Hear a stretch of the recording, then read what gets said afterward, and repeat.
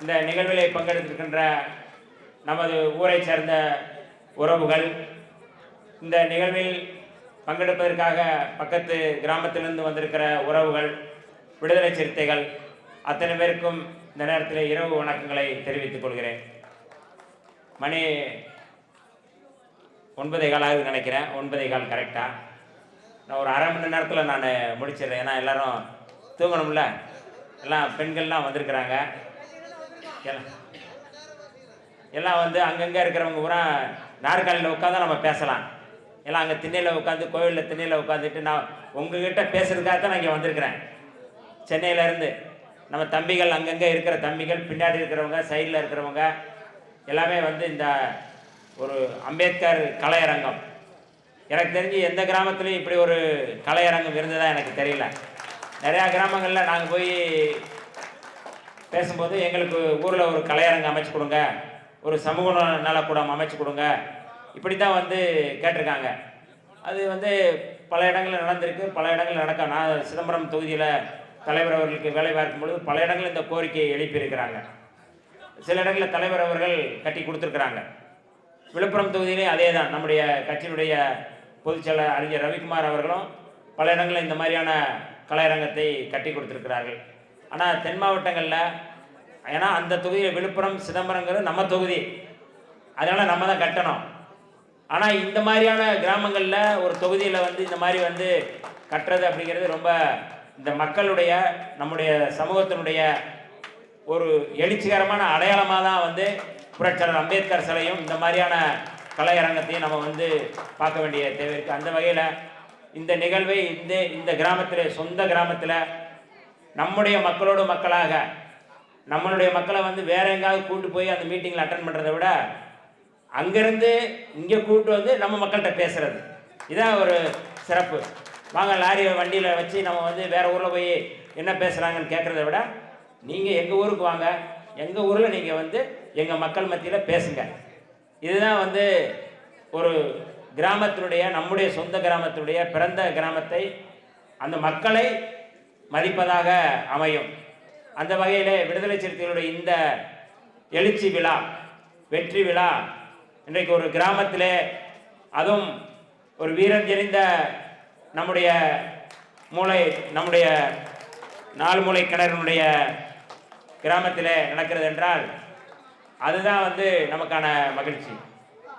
கடந்த காலங்களில் விடுதலை சிறுத்தைகள் எப்படி இந்த அமைப்பை கட்டினோம், விடுதலை சிறுத்தைகள்லாம் எப்படி, காவல்துறை எப்படி பார்த்தது. இன்னைக்கு காவல்துறை நம்மளை பார்த்தோன்னா சல்யூட் அடிக்கிறாங்க. ஆனால் அன்றைக்கு எப்படி பார்த்தார்கள் காவல்துறை? விடுதலை சிறுத்தைகள் 1999 தான் தேர்தல் பதிக்க வர்றோம், தேர்தலில் நிற்கணும்னே வர்றோம். ஆனால் விடுதலை சிறுத்தைகள் 90 வந்து தொடங்கிட்டோம். நம்முடைய தலைவர் எழுச்சி தமிழர் அண்ணன் திருமாவளவன் அவர்கள் அன்றைக்கு அரசு ஊழியராக இருந்து கொண்டே நடக்கின்ற சாதி கொடுமைகளை எதிர்த்து களமாடி அரசு ஊழியராக இருந்து கொண்டு போராடி வந்தவர். அப்போ 90 வந்து இந்த கட்சி, இந்த இயக்கத்தை வந்து அவர் வந்து கட்டமைத்து விடுதலை சிறுத்தைகள் மதுரை மண்ணில் வந்து தொடங்கப்பட்டு தேர்தலில் பங்கெடுப்பதில்லை. அதான் விடுதலை சிறுத்தைகளுடைய முதல் பயணம். இன்னைக்கு தேர்தலில் நம்ம பங்கெடுக்கிறோம். தேர்தலில் பங்கெடுத்து 2 நாடாளுமன்ற உறுப்பினர்கள், எத்தனை பேர், 4 சட்டமன்ற உறுப்பினர்கள் இன்னைக்கு இருக்கிறாங்க. ஆனால் அதற்கு முன்பு நாம் தேர்தல் பாதையில் பங்கெடுக்கல. அப்போ தேர்தலில் பங்கெடுக்கலைன்னா நம்ம என்னவா இருந்தோம், நம்ம என்ன செஞ்சோம்? இருக்கின்ற அரசியல் கட்சிகள் தாழ்த்தப்பட்ட மக்களை வெறும் வாக்கு வங்கியாக, ஓட்டுக்காக மட்டுமே பயன்படுத்துகிறார்கள். இவருடைய சமூக நிலை மாறவில்லை, இவருடைய வாழ்நிலை மாறவில்லை, சாதி கொடுமை மாறவில்லை. ஆகவே ஒரு புரட்சிகரமான அரசியலை எப்படி ஈழத்திலே விடுதலை புலிகள் மேதகு பிரபாகரன் அவருடைய தலைமையிலே அங்கே ஆயுதம் ஏந்தி போராடினார்களோ, போராடி அந்த உரிமைகளை பெற்றார்களோ, அதே போல தமிழ்நாட்டில் விடுதலை சிறுத்தைகள் அண்ணன் திருமாவளவன் அவருடைய தலைமையிலே ஒரு புரட்சிகரமான அரசியலை முன்னெடுக்க வேண்டும் என்கின்ற அடிப்படையில் தான் நம்முடைய தலைவர் அவர்கள் தேர்தல் பாதை வேண்டாம் என்று கடந்த 10 ஆண்டுகளாக செயல்பட்டார்கள். அப்பொழுது தலைவர் அவர்கள் மதுரையிலே அறைகோல் விடுக்கிறார்கள். அழைப்பு விடுக்கிறார்கள். விடுதலை சிறுத்தைகளில் நீங்கள் வர வேண்டுமானால் விடுதலை சிறுத்தைகளுக்கு வந்து சேருங்கள். விடுதலை சிறுத்தைகளுக்கு வரக்கூடியவர்கள் எம்எல்ஏ ஆகணும், எம்பி ஆகணும் வராதிங்க. ஜெயிலுக்கு போறதா இருந்தா வாங்க. இது யாராவது எந்த ஒரு தலைவனாவது இப்படி அழைப்பார்களா? விடுதலை சிறுத்தைகளுக்கு வர வேண்டுமானால் வாக்கரிசி போட்டுட்டு வான்னு சொன்னவர் நம்முடைய தலைவர். இது எந்த தலைவராவது இப்ப இப்ப இப்ப விட்டுருங்க, இப்ப பேசுறதுக்கு எந்த தலைவரும் இல்லை. ஆனால் அன்றைக்கு தொடக்க காலத்தில் 90களிலே விடுதலை சிறுத்தைகள் கட்சிக்கு வருவதற்கே ஒரு துணிச்சல் வேண்டும். விடுதலை சிறுத்தைகள் கட்சியில் இணைவதற்கே உங்களுக்கு வந்து ஒரு துணிச்சல் வேண்டும் என்கின்ற அடிப்படையில் தான் நம்முடைய தலைவர் அவர்கள் நீங்க வாக்கரிசி போட்டு வந்துரு, வீட்டில் சொல்லாதீங்க, கட்சியில் வந்து சேருங்க, இயக்கத்தில் வந்து சேருங்க, இந்த மக்களுக்காக நம்மை தியாகம் செய்ய தயாராகுங்கள். இந்த தலைமுறை தியாக தலைமுறை, மக்களுக்காக நாம் செத்து மடிவதற்கு தயாராக வேண்டும் என்று அறைகூவல் விடுத்த போது இந்த இயக்கத்திலே வந்து சேர்ந்தவர்கள் நாங்கள். நான் இப்போ ஒரு ஊடகவியலாளராக ஒரு பத்திரிகையாளராக நான் இருக்கிறேன். தலைவர் அவர் சொன்ன பிறகு அந்த செயல்பாட்டை அந்த சொல்லை நான் மதித்து என்னை போன்றவர்கள் ஆயிரக்கணக்கில் இந்த இயக்கத்திலே சேர்ந்தோம். எங்கள் ஊரில் இந்த விருதுநகர் மாவட்டம் தான் எங்கள் ஊர், சொந்த ஊர், பக்கத்தில் தான். நான் ஏதோ சென்னை இல்லை. அப்போ அந்த கிராமத்தில் வந்து இதே மாதிரி கிராமம் தான். கட்சி விடுதலை சிறுத்தைகள் சேர்றோம்னா போலீஸ்காரன் வந்து சொல்லுவான், அது நக்சலைட் இயக்கம், அந்த இயக்கத்தில் இப்படி சேராதீங்க, அவங்க கூட சேராதீங்க. இப்போ நான் ஒரு அந்த இப்போ நாலு மூலை கிணறுல ரகுவரன் இருக்காருன்னா அவர்கிட்ட சொல்லுவாங்க, இந்த மாதிரி அவன் ரொம்ப மோசமானவன், நக்சலைட் இயக்கத்தில் இருக்கிறான், உங்கள் பிள்ளைகள் அப்புறம் போலீஸ் பிடிச்சி போயிடுவாங்க, உங்களை பாதுகாக்க முடியாது. யார் சொல்கிறது? போலீஸ் சொல்லுவாங்க. அப்போ நம்மக்கிட்ட சேர்றதுக்கே பசங்க வந்து பயப்படுவாங்க, ஐயோ அவங்ககிட்ட சேர வேணாம், போலீஸ் பிடிச்சி போயிடுவாங்க, வம்புதும் பாயிடும், பிரச்சனை ஆயிரும். இது எல்லாம் மீறி விடுதலை சிறுத்தைகள் இயக்கம் இன்றைக்கு வந்து ஆளும் கட்சிக்கு திமுக அதிமுகவுக்கு அடுத்தபடியாக தமிழ்நாட்டில் வலிமையுள்ள ஒரு கட்சி எதுவாக இருக்கிறது என்றால் அது விடுதலை சிறுத்தைகள் என்ற இடத்துக்கு நம்முடைய தலைவர் அவர்கள் கொண்டு வந்திருக்கிறார்னா, கடந்த காலங்கள் அந்த தேர்தல் புறக்கணிப்பு பாதையில் எத்தனை வழக்குகள், எவ்வளோ பேர் குண்டர் தடுப்பு சட்டம், எவ்வளோ பேர் இப்படியான துப்பாக்கி சூடு, எவ்வளோ பேர் வந்து கொல்லப்பட்டிருக்கிறாங்க சாதி வெறியர்களால். இந்த களத்தில் நின்று காசு இல்லை, ஒன்றும் இல்லை, நடந்தே போயிருக்கிறோம். எங்கள் ஊரில் நடந்த கலவரம், வன்முறை, அது கலவரமாக மாறுது. கலவரத்தில் 2 பேர் படுகொலை. அந்த 2 பேர் படுகொலை வழக்கில் வந்து நான் உட்பட, எங்கள் அப்பா உட்பட, என் தம்பி உட்பட குடும்பத்தில் ஒரு 16 பேருக்கு என்னது ஜெயிலில் பிடிச்சிட்டு போடுறது இல்லை, ஆயுள் தண்டனை. சாதாரணம் இல்லை. வழக்கு நடக்குது அப்படின்னா இந்த வழக்கை எதிர்கொள்ளக்கூடிய துணிச்சல், இன்னைக்கு ஆயுள் தண்டனை கொடுத்தாலும் இந்த களத்தில் நின்று இந்த மக்களுக்காக களமாட வேண்டிய கடமை இருப்பதை உணர்த்தியவர் நம்முடைய தலைவர் எழுச்சி தமிழர் அவர்கள். இன்னைக்கு நாங்கள்லாம் வெளியில் வந்திருக்கிறோம், இந்த களத்தில் நாங்கள் நிற்கிறோம் அப்படின்னா இப்படி ஒரு பேரியக்கம் விடுதலை சிறுத்தைகள் இருந்ததுனால தான் நம்ம வெளியில் வர முடிஞ்சது. நமக்குன்னு ஒரு இயக்கம் இருக்குது. கிராமங்களில் முன்னாடி சொல்லுவாங்க, பழமொழி பெரியவங்களுக்கெல்லாம் தெரியும், பாப்பானுக்கு மூப்பான் பறையன் கேப்பார் இல்லாமல் என்னது கீழ் சாதி ஆனான். அன்னைக்கு இன்னைக்கு பார்ப்பனர்கள் தான் இன்னைக்கு அதிகாரத்தில் இருக்கிறாங்க. பார்ப்பனர்களுக்கு முன்னாடி கோவிலில் இருந்தவர்கள் பறையர்கள், அதிகாரத்தில் இருந்தவர்கள் பறையர்கள். ஆனால் பாப்பானுக்கு மூப்பான் பறையன் அடிச்சா கேட்கறதுக்கு நாதி இல்லை, அதனால அவன் கீழ் சாதியான. ஆனால் இன்றைக்கு கேட்பதற்கு ஒரு தலைவன் வந்திருக்கிறார், அவர்தான் திருமாவளவன். நமக்கென்று ஒரு கட்சி, நமக்கென்று ஒரு கொடி. தாழ்த்தப்பட்ட ஒடுக்கப்பட்ட மக்கள் இன்றைக்கு தமிழ்நாட்டிலே இவ்வளவு மோசமாக இருக்கிறார்கள். இவருடைய சமூக நிலை மாற வேண்டும், உயர வேண்டும். ஆண்டான் அடிமைத்தனம் இருக்கக்கூடாது, எல்லோரும் சமத்துவமாக இருக்க வேண்டும். இவர்கள் மட்டும்தான் கல்வியிலேயோ பொருளாதாரத்திலும் இவர்கள் மிக மோசமான நிலையில் இருக்க வேண்டுமா? இவர்கள் அதிகாரத்திற்கு வர வேண்டும். தலித்துகள் தலைமையிலே அதிகாரத்தை நிறுவ வேண்டும் என்று தமிழ்நாட்டிலே ஒரு கட்சி, ஒரு தலைவர், ஒரு தொலைநோக்கு பார்வையோடு உருவாக்கப்பட்ட இயக்கம் விடுதலை சிறுத்தைகள் இயக்கம். ஒரு சமூகத்துக்காக விடுதலை சிறுத்தைகள் தொடங்கப்பட்டது போல தோற்றத்தை கொண்டிருந்தாலும், யாரெல்லாம் ஒடுக்கப்படுகிறார்களோ, யாரெல்லாம் பாதிக்கப்படுகிறார்களோ, யாரெல்லாம் இங்கே புறக்கணிக்கப்படுகிறார்களோ, அந்த மக்களை எல்லாம் ஒருங்கிணைத்து அவர்களுடைய விடுதலைக்கும் போராடி கொண்டிருக்கிற இயக்கம் விடுதலை சிறுத்தைகள் இயக்கம். இன்னைக்கு அதனாலதான் நம்முடைய சகோதரர்கள், அருமை சகோதரர்கள், இங்க யாதவ சமுதாயத்தை சேர்ந்தவர்கள் கூட இன்னைக்கு யாதவர் இன்னைக்கு கட்சியில் சேர்ந்திருக்கிறாங்க. வன்னியர் சமுதாயத்தை சேர்ந்தவர் நம்ம கட்சியில சட்டமன்ற உறுப்பினராக இருக்கிறார். இஸ்லாமிய சமுதாயத்தை சேர்ந்தவர் நம்ம கட்சியில் இருக்கிறாங்க, சட்டமன்ற உறுப்பினராக இருக்கிறார். எல்லா சமுதாயத்தை சேர்ந்தவரும் இந்த கட்சியில் இருக்கிறாங்க. இது எல்லா இயக்கத்திலும் இருக்கு. விடுதலை சிறுத்தைகளை நீங்க ஒரு ஜாதி அமைப்பா நீங்க சொல்றீங்க அப்படின்னா, தொடங்கும் போது இந்த மக்கள் யாரெல்லாம் அந்த மக்கள் ஒருவரை நம்புகிறாரோ அவர்கள் எல்லாம் சேர்கிறார்கள். ஆனால் இந்த இயக்கம் படிப்படியாக வலிமையாக வலிமையாக வலிமையாக எல்லோரும் நம் இயக்கத்துக்கு சேர்ந்து விடுதலை சிறுத்தைகள் இயக்கத்திற்கு போனால்தான் நமக்கு பாதுகாப்பு என்கின்ற உணர்வை பெற்று இந்த களத்திலே வந்திருக்கிறார்கள். நிறைய விடுதலை சிறுத்தைகள் கட்சிக்கு போனோம்னா நமக்கு பாதுகாப்பு, விடுதலை சிறுத்தைகள் கட்சிக்கு போனா நமக்கு அங்கீகாரம், விடுதலை சிறுத்தைகள் கட்சி சேர்ந்தா நமக்கு மரியாதை, விடுதலை சிறுத்தைகள் கட்சியினுடைய துண்டை போட்டால் போலீஸ்காரன் பார்த்துட்டு சல்யூட் அடிச்சுட்டு போயிடுவான், விடுதலை சிறுத்தைகள் அடையாளத்தோடு காரில் நம்ம போனோம்னா அங்கே டோல்கேட்டு அதுவாக திறக்கும், விடுதலை சிறுத்தைகள் கொடியோடு நாம் எங்காவது ஒரு இடத்துக்கு போகும் பொழுது அதற்கான மரியாதை உருவாக்கப்பட்டிருக்கிறது என்றால், இந்த இயக்கம் விடுதலை சிறுத்தைகள் இயக்கம் இன்றைக்கு ஒரு தலைவன் எந்த சமரசமும் இல்லாமல் 24 மணி நேரமும் இந்த மக்களுக்காகவே உழைக்கின்ற ஒரு தலைவனால் மட்டும்தான்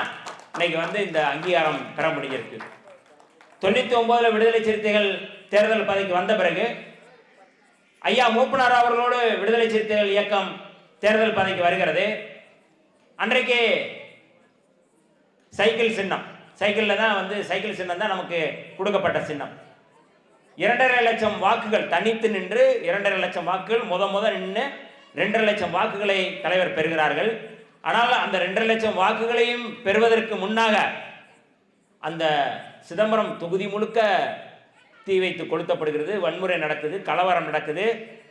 நம்ம ஓட்டு போடுவதற்கே அனுமதிக்க முடியாமல் ஓட்டு போடுவதை தடுப்பதற்காக வன்முறை நடத்துகிறார்கள், தீ வைக்கிறாங்க, வெட்டுறாங்க, குத்துறாங்க இன்னைக்கு இருக்கிற பாட்டாளி மக்கள் கட்சியை சேர்ந்தவர்கள். ஆனால் அதையெல்லாம் எதிர்கொண்டு இதோ என்னுடைய தலைவன், என்னுடைய ரட்சகன், என்னுடைய குலசாமி, இவருக்கு நாங்கள் ஓட்டு போட போறோம் அப்படின்னு லாரி லாரியா மக்கள் சாரசாரையா போவாங்களோ அந்த மாதிரி போய் வாக்களித்த வாக்குகள் தான் 2.5 லட்சம் வாக்குகள். சாதாரணம் அல்ல. நம்ம இன்னைக்கு இந்த இடத்துல வந்திருக்கிறோம்னா கடந்த காலங்கள் சாதாரணம் இல்லை. ரத்த ஆறுல, ரத்த நெருப்புல நம்முடைய கடந்து வந்த பாதைங்கிறது நெருப்பாருன்னு சொல்லுவாங்க. அந்த மாதிரி அந்த நெருப்பு நதியில நீந்தி நடந்து வந்திருக்கிற இயக்கம் விடுதலை சிறுத்தைகள் இயக்கம். இது அதிமுக திமுக போன்ற இயக்கம் அல்ல, இது ஒரு விடுதலை இயக்கம். நம்ம ஒவ்வொருவரும் அதை நினைச்சுக்கிறோம்.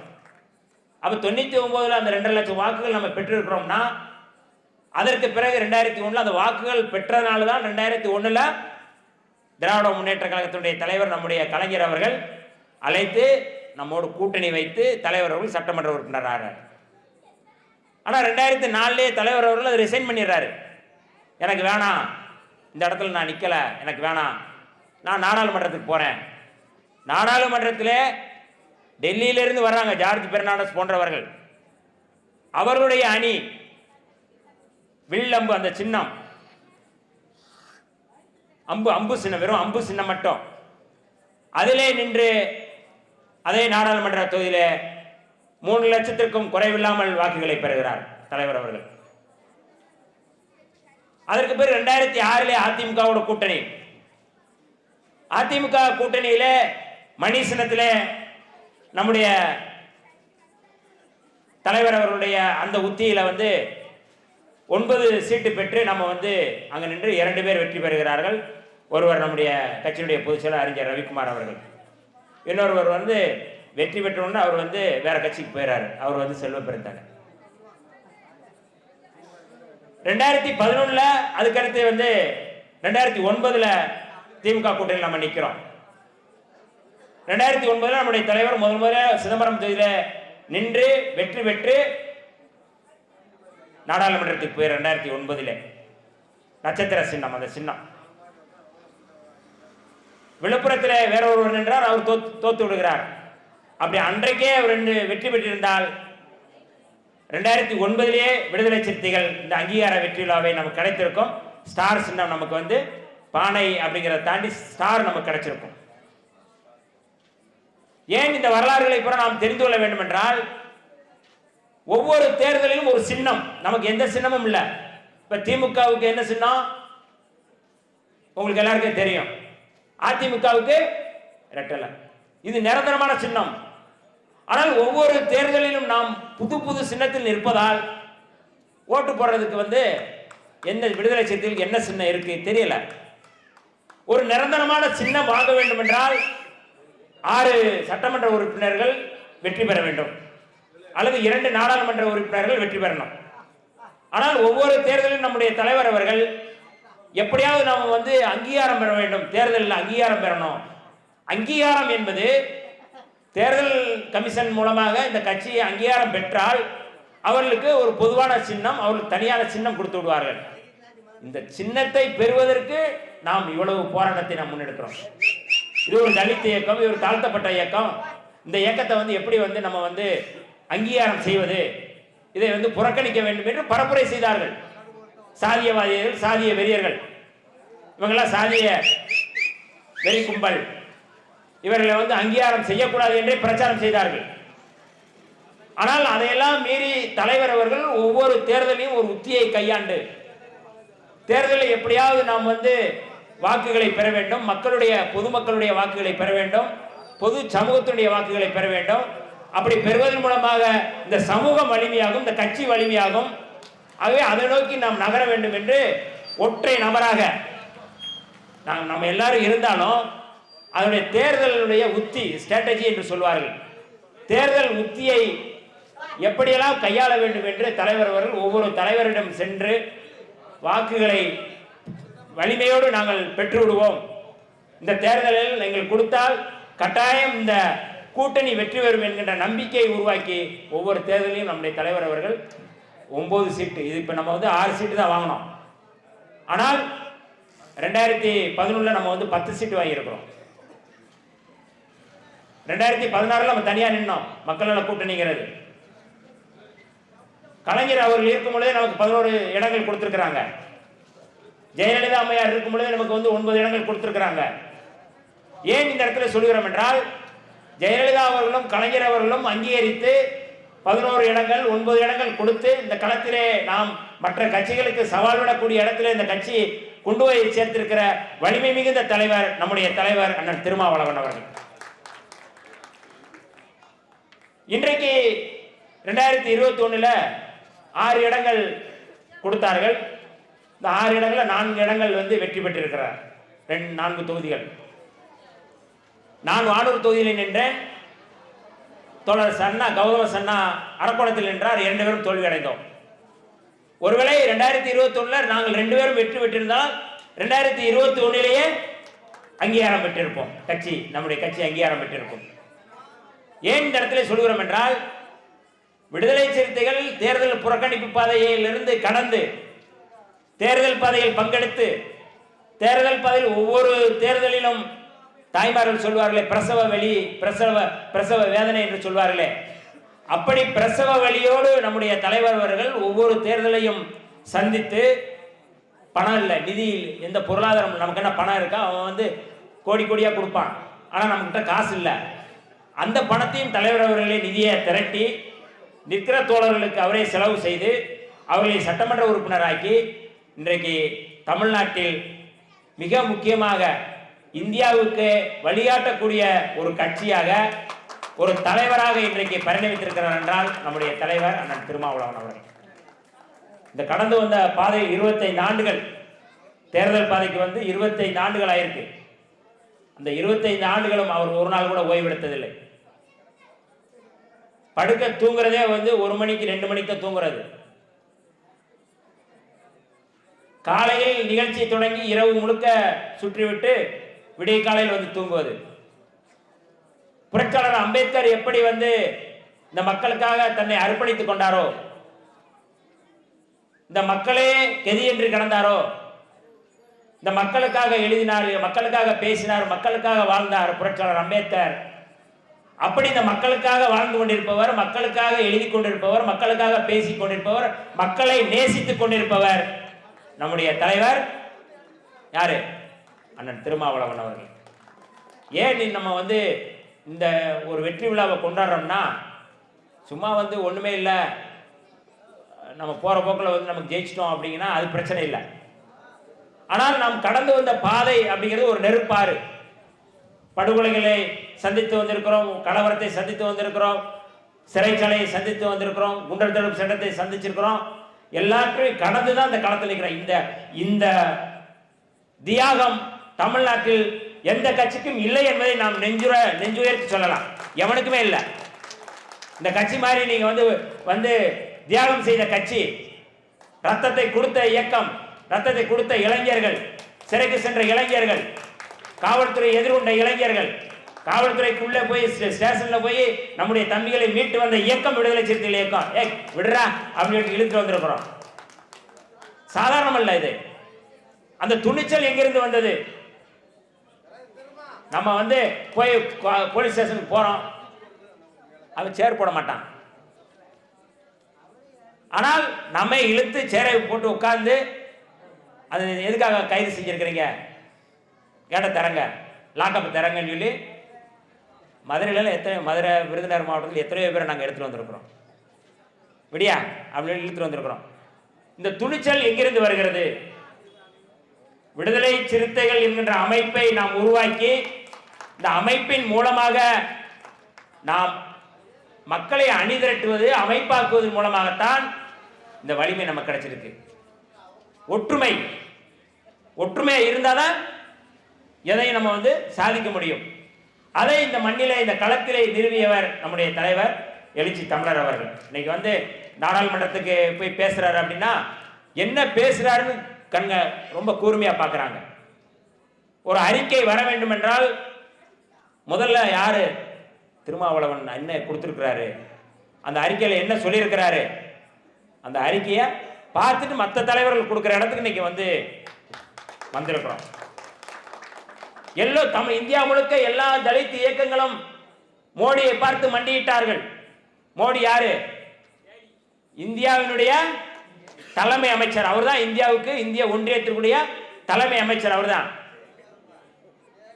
பாஸ்வானா இருக்கட்டும், மாயாவதியா இருக்கட்டும், யார் வேணாலும் இருக்கலாம், தலித் இயக்கங்கள் அங்க இருக்கின்ற வடக்க இருக்கிறவங்க எல்லாருமே வந்து மோடியை பார்த்து சாஸ்திராங்கமாக மண்டியிட்டு விழுந்தார்கள். ஆனால் நாடாளுமன்றத்திலே மோடியை கேள்வி கேட்டு துளைத்த ஒரே தலைவர், துணிச்சல் மிகுந்த தலைவர் நம்முடைய தலைவர் எழுச்சி தமிழர் அவர்கள். எதற்கு அங்கே எவ்வளோ அவர்கிட்ட பேசி பார்க்குறாங்க. உன்னை முதலமைச்சர் ஆக்குறேன்னு வேற சொல்றாரு. நீங்க வாங்க, உங்களை முதல்வர் வேட்பாளர் நாங்கள் அறிவிக்கிறோம், நீங்க வந்தா போதும். தலைவர் சொன்னார், புரட்சியாளர் அம்பேத்கருடைய கொள்கையை ஏற்றுக்கொண்ட எவனும் பாஜகவை ஆதரிக்க மாட்டான்.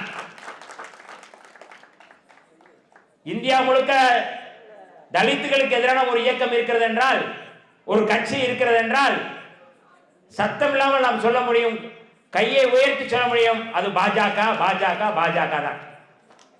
தாழ்த்தப்பட்ட மக்களுக்கு மட்டுமல்ல, இந்து மக்களுக்கே எதிரான ஒரு இயக்கம். அப்படின்னா பாஜக யாருக்கான இயக்கம்? பாரதிய ஜனதா கட்சி அப்படின்னு ஒரு கட்சி இருக்குன்னா அந்த கட்சி யாருக்கான இயக்கம்? பார்ப்பனர்களுக்கான ஒரு இயக்கம் பாரதிய ஜனதா கட்சி.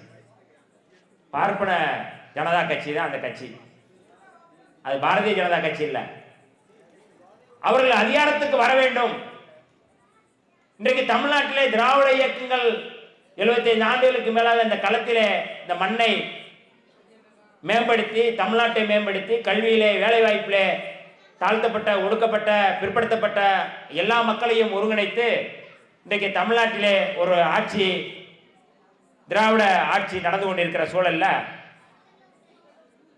தாழ்த்தப்பட்ட மக்கள் படித்து மருத்துவர் ஆகிறார்கள், ஓபிசி மக்கள் படித்து மருத்துவர் ஆகிறார்கள்.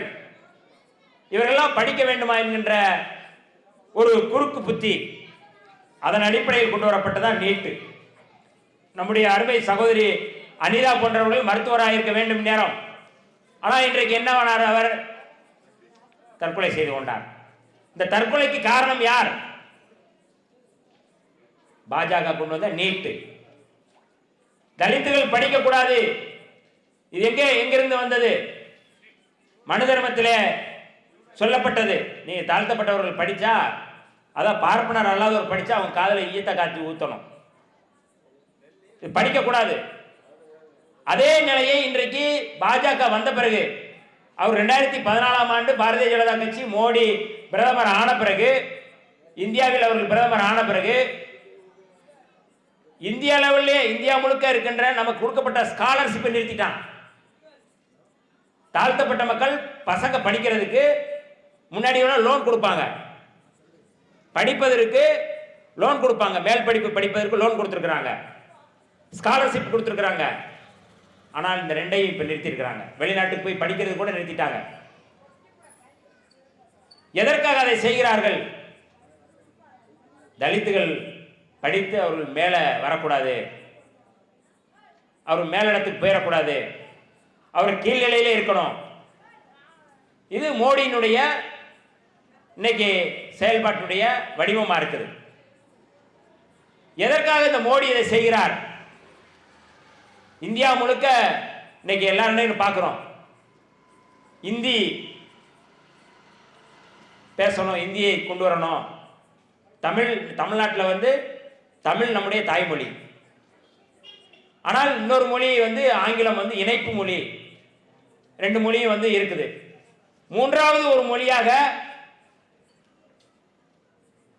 மோடி, அமித்ஷா போன்றவர்கள் இந்தியை கற்றுக்கொள்ள வேண்டும் என்று மும்மொழி கொள்கையை, தேசிய கல்விக் கொள்கை மூலமாக அவர் கொண்டு வருகிறார்கள். நாம் இந்த கிராமத்தில் நம்ம நின்று பேசுறோம், நம்முடைய தாய்மொழி தமிழ் மொழி தான். கொஞ்சம் கொஞ்சமா அவங்க என்ன பண்றாங்கன்னா, இந்தியை இன்னைக்கு எல்லா இடங்களையும் நீங்க பார்க்கலாம். ஹோட்டலுக்கு போங்க, இந்தி பேசக்கூடியவன் அங்க இருப்பான், சர்வர்.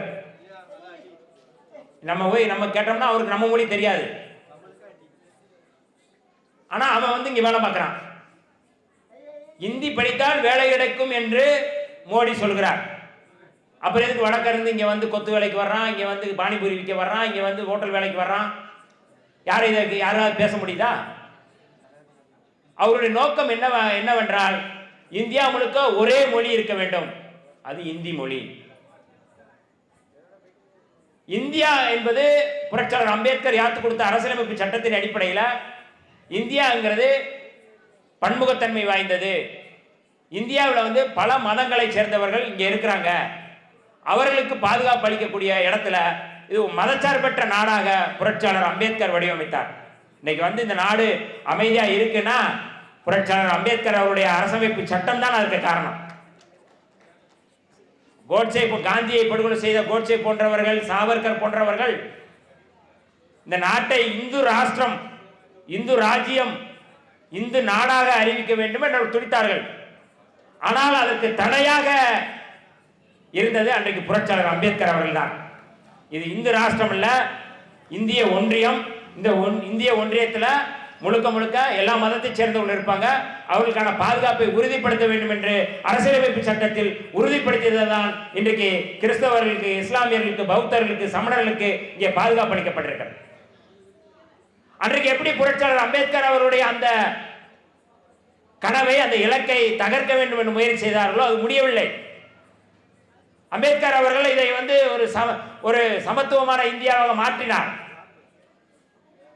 இன்றைக்கு ஆட்சி அதிகாரத்துக்கு வந்த பிறகு மீண்டும் அதை பழைய காலத்திற்கே கொண்டு சென்று இந்த நாட்டை இந்து ராஷ்டிரமாக, இந்தி மொழி மட்டும் பேசக்கூடிய ஒரு நாடாக மாற்ற முயற்சி செய்து கொண்டிருக்கிறார்கள். எப்படி புரட்சியாளர் அம்பேத்கர் அவர்கள் அன்றைக்கு நாடாளுமன்றத்தில் நின்று களமாடினாரோ, நாடாளுமன்றத்தில் நின்று எதிர்ப்பு தெரிவித்தாரோ, அதே போல அம்பேத்கருடைய வடிவத்திலே நம் அண்ணன் திருமாவளவன் அவர்கள் அந்த இடத்திலே நின்று அதே வேலையை இன்றைக்கு செய்கிறார். ரெண்டு பேருக்குமான வித்தியாசம், ரெண்டு பேருக்குமான ஒற்றுமை. அதே வேலையை அன்றைக்கு அம்பேத்கர் எதை எதிர்த்தாரோ அதே எதிர்ப்பை இன்றைக்கு நம்முடைய அண்ணன் திருமாவளவன் அவர்கள் நாடாளுமன்றத்தில் நின்று கொண்டு நீ இந்து ராஷ்டிரம் அமைக்க முயற்சி செய்தால் அதை நாங்கள் தடுத்தே தீர்வோம், அதை எதிர்ப்போம் என்று இன்னைக்கு வந்து பேசிட்டு இருக்காங்க. எவ்வளவு படுகொலைகள் நடத்துறாங்க, அச்சுறுத்துறாங்க. தொடர்ச்சியா வட மாநிலங்களில் பார்த்தீங்கன்னா பாரதிய ஜனதா கட்சிக்காரர்கள் பல படுகொலைகளை நடத்தி இருக்கிறார்கள். மோடி முதலமைச்சரான போது 2002 குஜராத்திலே ஆயிரக்கணக்கான முஸ்லிம்களை படுகொலை செய்தார்கள். டெல்லியிலே பலர் கைது செய்தார்கள். 2018 பீமா கோரைகான் மும்பையில் மகாராஷ்டிரா மாநிலத்தில் இருக்கு. இன்னைக்கும் வந்து தலைவர் போன முறை ஜனவரி 1ஆம் தேதி அங்க போய் அந்த நினைவு தூண்ல வந்து அஞ்சலி செலுத்துறாரு. அன்றைக்கு பிரெஞ்சு படைக்கு எதிராக அங்கே மகாராஷ்டிராவுடைய ஒரு படை இருந்தது. அந்த படைக்கு பேரு மகர் ரெஜிமெண்ட். இந்தியாவிலே 2 ரெஜிமெண்ட், 2 படையணி இருந்தது இந்தியாவில். ஒரு படையணிக்கு பேரு மகர் ரெஜிமெண்ட். மகர்னா புரட்சியாளர் அம்பேத்கருடைய சமூகத்துடைய பெயர். இன்னொரு ரெஜிமெண்ட்னா ஒரு படையணின்னு அர்த்தம். எப்படி விடுதலை புலிகள் படையணி தனித்தனியா படையணி வச்சிருந்தாங்களோ அதே போல அன்னைக்கு பிரிட்டிஷ் காலத்தில் வந்து படையணி வச்சிருந்தாங்க. அங்க மகர் ரெஜிமெண்ட் இருந்தது. சென்னையில், தமிழ்நாட்டில் சென்னை மாகாணத்தில் பறையர் ரெஜிமெண்ட் ஒன்று இருந்தது. 2 பேருமே இன்னைக்கு இந்தியாவிலே வந்து இப்படியான ஒரு படையணி இருந்தது என்றால் இந்த 2 படையணி தான்.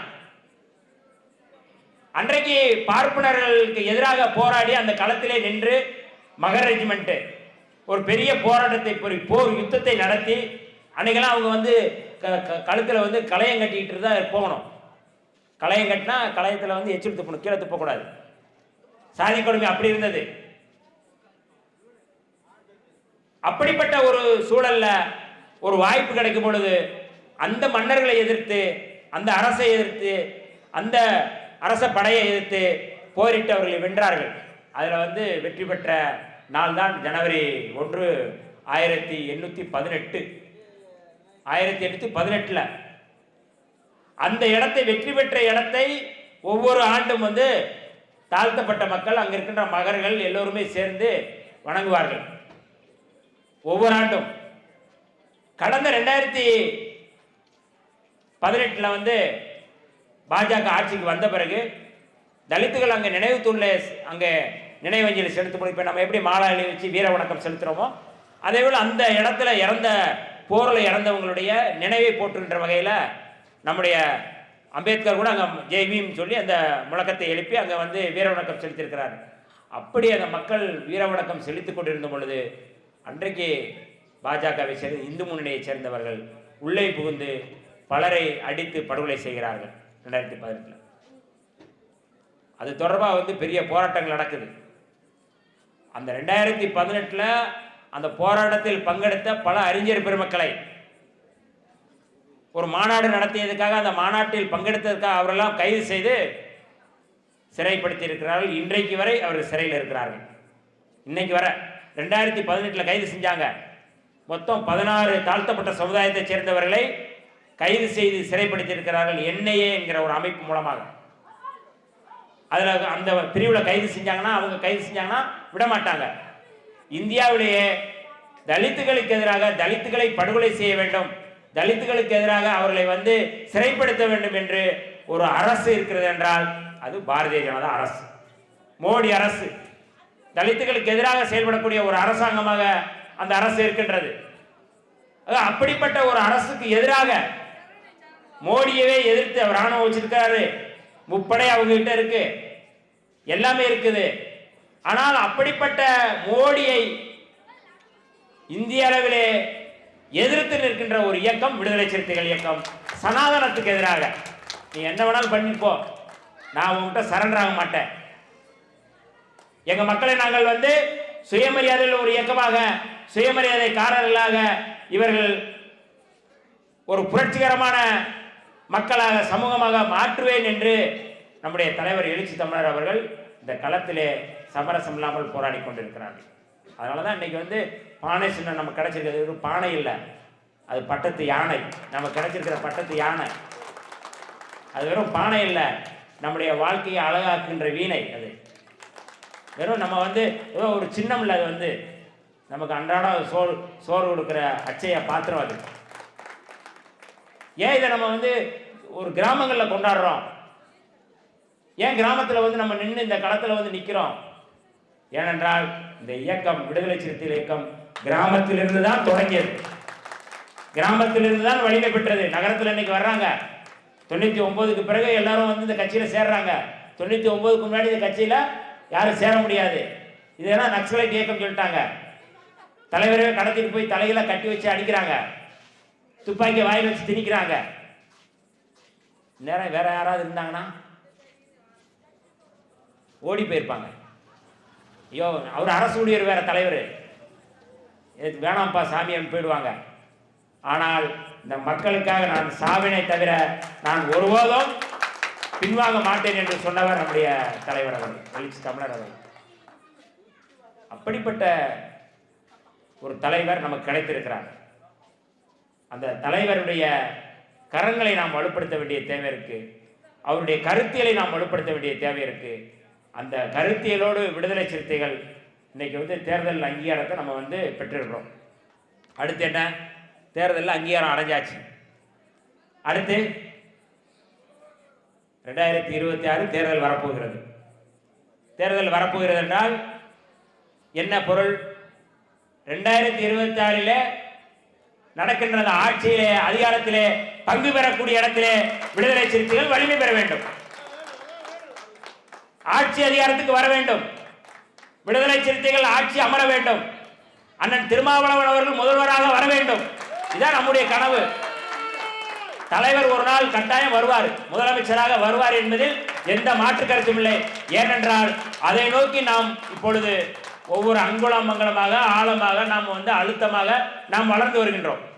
90களை விடுதலை சிறுத்தைகள் கொடி கட்டி அவர் கொடி ஏற்றும் பொழுது தலைவர் அவர்கள் சொன்னார்கள், இன்றைக்கு ஏற்றுகின்ற இந்த கொடி நாளைக்கு சென்னையிலே கோட்டையிலே பறக்கக்கூடிய கொடி என்று அறிவித்தார்கள். யாராவது அன்னைக்கு நம்புனாங்களா?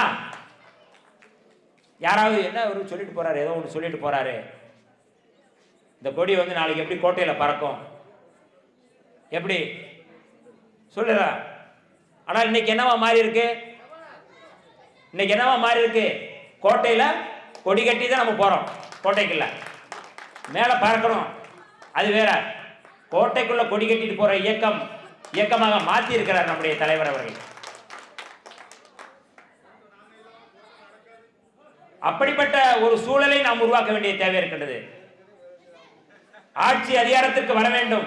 இதுதான் நம்முடைய புரட்சியாளர் அம்பேத்கர் அவருடைய கனவு. எல்லா பூட்டுகளுக்கும் ஒரு சாவி, அதுதான் அதிகாரம் என்றார் புரட்சியாளர் அம்பேத்கர். அந்த அதிகாரத்தை கைப்பற்றுவதற்காகத்தான் இன்றைக்கு நாம் இருக்கின்றோம். எல்லா மக்களையும் ஒருங்கிணைத்து ஒரு சமத்துவத்தை பெறுகின்ற நமக்கு மட்டும்தான் தெரியும் சாதி கொடுமை. நமக்கு மட்டும்தான் வந்து சாதி கொடுமைன்னு என்னன்னு தெரியும். சும்மா சினிமாவில் பார்க்கலாம், வேற எங்க வேணாலும் பார்க்கலாம். இன்னைக்கு யாரோ கட்சி ஆரம்பிக்கிறான், புதுசாக வர்றான் கட்சி, அவனுக்கு ஒன்றுமே தெரியாது. எழுதி கொடுக்கணும், ஸ்கிரிப்ட் எழுதி கொடுக்கணும், எழுதி கொடுத்துட்டு மனப்பாடம் பண்ணணும். நைட்டு பூரா மனப்பாடம் பண்ணணும், ஸ்கிரிப்டை மனப்பாடம் பண்ணிட்டு வந்து நின்று என்ன ப்ரோன்னு சொல்லுவாங்க, இல்லைன்னா வந்து என்னங்க நான் சொல்லிட்டு ஓட்டு கேட்குற மாதிரி வந்து நின்று போயிடுவாங்க. முழுக்க முழுக்க தாழ்த்தப்பட்ட மக்களை, சேரிகளை, காலனிகளை குறிவைத்து தான் அவர்கள் வேட்டையாட வருகிறார்கள். ரொம்ப கவனமாக இருக்கணும். இந்த இரவில் நம்ம பேசுகிறோம், இந்த நம்ம கிராமத்தில் சொல்லுவாங்க, நைட்லாம் ராவெல்லாம் முடிச்சிருந்து வயலில் காட்டில் வந்து பருத்தி எடுத்து, துவரை எடுத்து, நெல் ஏதோ ஒன்று எடுத்து நம்ம வந்து களத்து மேட்டுக்கு கொண்டு வரதுக்கு முன்னாடி என்ன ஆகும்? இடையில எவனாவது அள்ளிட்டு போயிடுவான். ஆனால் கண் துஞ்சாமல் நம்ம வந்து அதை வந்து அள்ளி கொண்டு வந்து நம்ம குதிரைக்குள்ளேயோ நம்ம வீட்டுக்குள்ளேயோ கொண்டு வரணும்னா அதற்கு எம்மாம்பாடு பட வேண்டிய தேவை இருக்கிறது. அதுபோல் நம்முடைய வாக்குகள் நம்முடைய மக்களை பாதுகாக்கக்கூடியது. இன்னைக்கு வந்து திடீர்னு ஒருத்தன் உள்ள வருவான், அவன் பல படங்களில் வந்து கவர்ச்சி இருக்கு, சினிமாவில் இருக்காங்க, கவர்ச்சியில் இருக்கிறாங்க. நம்ம இளைஞர்கள் நம்ம பசங்க சினிமாவில் பார்த்துட்டு ஆஹா ஒரு 100 பேர் அடிக்கிறாரு, ஏன்னா அதெல்லாம் அட்டக்கத்திக, நான் போர்வாள்கள். அட்டக்கத்திக்கும் போர்வாளுக்கும் வித்தியாசம் இருக்கு. அதே அட்டக்கத்தி முன்னாடி வந்து நம்ம எதிர்த்து கேள்வி கேட்டால் ஓடி போயிடுவான். நம்ம ஓடி போக மாட்டோம், நம்ம நிற்போம், இந்த களத்தில் நிற்போம். வா வந்து பாருப்போம், போலீஸ்காரன் நீ வா வந்து பாரு பேசுவோம். அதனால தான் வந்து 92ல் துப்பாக்கி சூடுக்கு முன்னாடி வந்து துப்பாக்கி எடுத்துட்டு வந்தால் ஓடி இருப்பாங்கல்ல. ஏன் துப்பாக்கி சொல்றாங்க? எதிர்கொண்டு எதிர்க்கிற வலிமை பெற்ற ஒரு சமூகம் விடுதலை சிறுத்தைகள் இன்னைக்கு வந்து இந்த களத்தில் நின்றுருக்கணும். நாம் எச்சரிக்கையாக இருக்க வேண்டியது. மதத்தின் பேரால வருவான், நீ இந்து நானும் இந்துன்பான், அப்படித்தானே சொல்றான். வந்து நின்று அப்பா நாம இந்து நம்மெல்லாம் இந்துன்பான். ஆனால் மேற்பாதியில் கோயிலுக்குள்ள உள்ள விட மாட்டான். உள்ள போனா போடா பரப்பையில வெளியில போடான்றான். அது யார் வேணான்னு சொல்றது? யார் வெளியில போன்னு சொல்றது? அவனும் இந்து தான். உள்ளே கோயிலுக்குள்ளே போறவனும் இந்து தான், அதை தடுப்பவனும் இந்து தான். அப்புறம் எப்படி நீ இந்து நானும் இந்துன்பா? அதனால அம்பேத்கர் சொன்னாரு, நாங்க இந்துக்கள் இல்லைன்னாரு. எங்களுக்கு குலசாமி இருக்கு, எங்களுக்கு குலதெய்வம் இருக்கு. நீ சொல்ற இந்து இல்ல, நீ நினைக்கிற இந்துத்துவா இல்ல, நீ நினைக்கிற இந்து ராஷ்டிரம் இல்ல. இங்க இருக்கின்ற சொந்தக்காரங்க எங்களுக்கு கருப்பசாமி இருக்கு, முனியாண்டி இருக்கு, எங்களுக்கு வந்து இங்க இருக்கிற குலசாமிகள் இருக்கு, அந்த சாமியை நாங்க கும்பிடுவோம். ஆனா நீ நினைக்கிற மாதிரி வந்து வன்முறை அங்க ராமர் கோயிலை கட்டி நீங்க வந்து வன்முறையை தொடங்கினது போல, அங்க படுகொலைகள் நடத்தியது போல இங்க செய்ய முடியாது. திருப்பரங்குன்றத்தில் அந்த வேலையை தான் செஞ்சாங்க. முஸ்லிம்களுக்கும் இந்துக்களுக்கும் சண்டை, முஸ்லிம்களுக்கும் கிறிஸ்தவர்களுக்கு சண்டை, இந்த மாதிரி கலவரத்தை உருவாக்குகின்ற ஒரு அயோக்கியத்தனமான கும்பல் எதுனா மோடி தலைமையிலான கும்பல், மோடி கும்பல் இன்னைக்கு இந்தியாவில் இருக்கிறாங்க. அப்ப இந்த மக்களை பாதுகாக்க வேண்டும், இந்த மக்களை ஆட்சி அதிகாரத்தில் அமர வைக்க வேண்டும். இவர்களும் நாளைக்கு வந்து அமைச்சர்களாக வர வேண்டும். இந்த சமூகத்திலிருந்து IAS ஆக வேண்டும், IPS ஆக வேண்டும், மருத்துவராக வேண்டும், பொருளாதாரத்தை வலிமை பெற வேண்டும். சமூகத்திலே சமூக சாதியின் பேரால் நடக்கின்ற இழிவு முற்றிலுமாக அழிக்கப்பட வேண்டும். இதை நோக்கி விடுதலை சிறுத்தைகள் இன்னைக்கு இந்த களத்தில் நம்ம நிற்கிறோம். யாரும் எந்த சமூகமும் சாதியின் பேரால் இழிவுபடுத்தக்கூடாது. எந்த சமூகமும் இன்னைக்கு வந்து ஜாதியின் பேரால் வந்து நீங்க வந்து சொல்றேன்னா இப்ப கம்ப்ளைண்ட் கொடுக்குறாங்க, SC ST கம்ப்ளைண்ட் கொடுத்து அவங்கள வந்து சிறைப்படுத்துறோம்.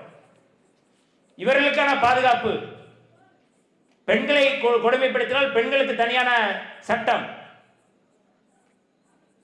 இன்றைக்கு எல்லாவற்றையும் பாதுகாக்கின்ற ஒரு இயக்கமாக விடுதலை சிறுத்தைகள் கட்சி இன்றைக்கு தமிழ்நாட்டில் ஒரு வலிமை மிகுந்த ஒரு கட்சியாக, அங்கீகாரம் பெற்ற கட்சியாக இன்றைக்கு மாறி இருக்கிறது. 2026 நாம் இந்த அரசியலை, தமிழ்நாட்டை தீர்மானிக்கக்கூடிய கட்சியாக, தமிழ்நாட்டை நாம் கைப்பற்றக்கூடிய கட்சியாக, தமிழ்நாட்டினுடைய ஆக சிறந்த ஒரு முதல்வராக நம்முடைய தலைவர் அவர்களை பார்க்க வேண்டும் என்றால் நாம் இன்னும் கடுமையாக, இன்னமும் வலிமையாக நாம் உழைக்க வேண்டிய தேவை இருக்கிறது. அந்த உழைப்பை சமரசம் இல்லாமல் நம்ம எல்லாரையும் நாம் ஒருங்கிணைத்து செய்ய வேண்டிய தேவை இருக்கிறது.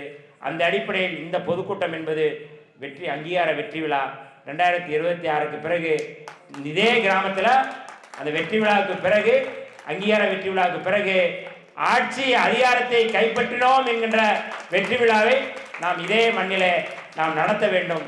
அப்பொழுதுதான் புரட்சியாளர் அம்பேத்கருடைய கனவு நிறைவேறும். புரட்சியாளர் அம்பேத்கருடைய கனவை நிறைவேற்றுகின்ற ஒரு மகத்தான தலைவருடைய தலைமையின் கீழ் நாம் இங்கே களமாடிக்கின்றோம். அதுதான் நமக்கு பெருமை.